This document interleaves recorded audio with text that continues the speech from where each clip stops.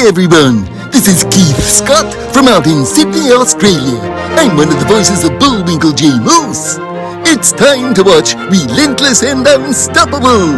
And so give it up for your main hosts, Douglas Kenny and Andy McPhee.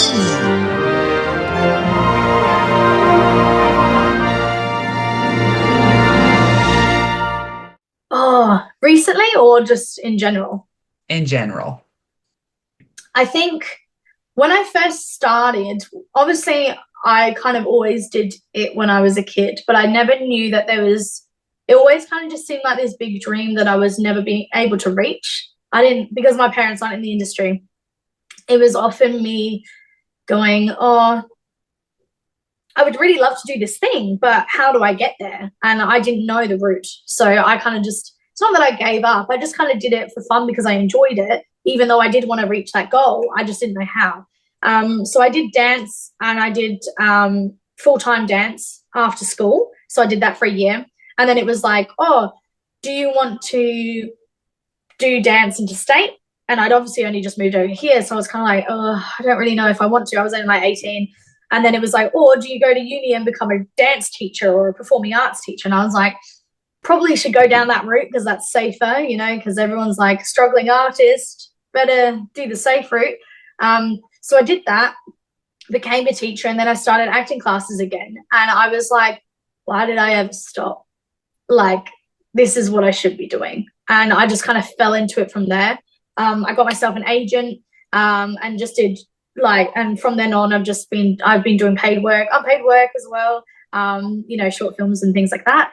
But I think the main thing for me is what I've noticed this year in particular is I didn't have a lot of confidence in myself.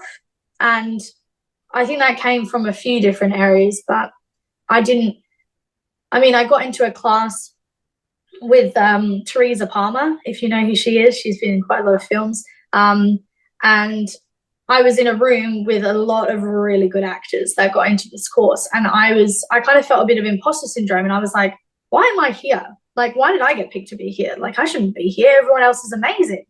And then I was like, so I was getting really stressed out in this class because I was like, oh, I better perform really well.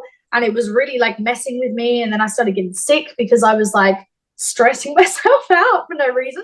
And then after that class, I was like, you know what? I probably was there for a reason, and I need to trust myself more and just think that if I try my best, that's good enough, and a lot of the times when you are cast for things, it has to line up in so many ways for you to even get the job. Sometimes it's not even because of you're the best actor.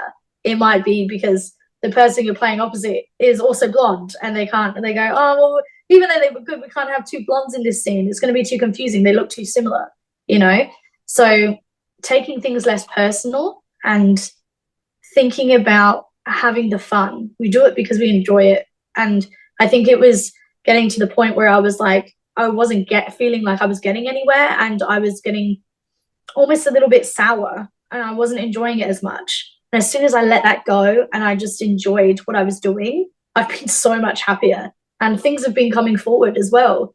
People saying, I like when you did this. Like, would you like to do this?